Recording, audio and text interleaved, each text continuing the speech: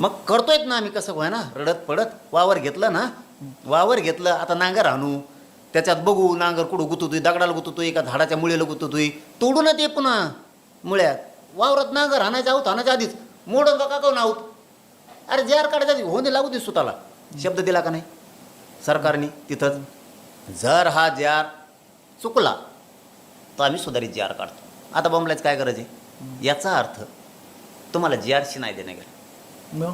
आम्हाला जे आता रात्रीपासून लक्षात आलं आहे, आमच्या बुद्धिजीवी लोक 1-2 दिवस बोलतात, नाही ऐकला ना जाऊ दे तिकडं मध्ये. पण यांना JRC देणं घेणं नाही, गरीब मराठ्यांशी देणं घेणं नाही.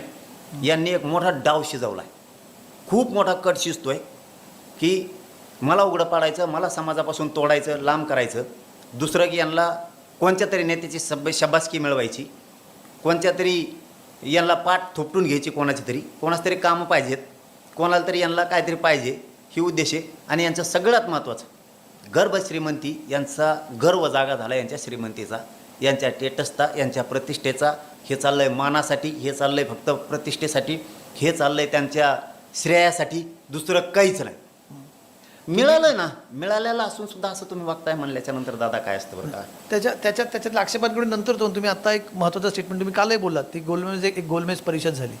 त्यानंतर त्याच्यानंतर तुम्ही हे दुसऱ्यांदा म्हणजे कालही बोललात आणि आजही तुम्ही गोष्ट बोललात की डाव शिजतोय. तुम्ही हे वारंवार म्हणताय डाव शिजतोय, डाव शिजतोय. कोण शिजवतोय हा डाव?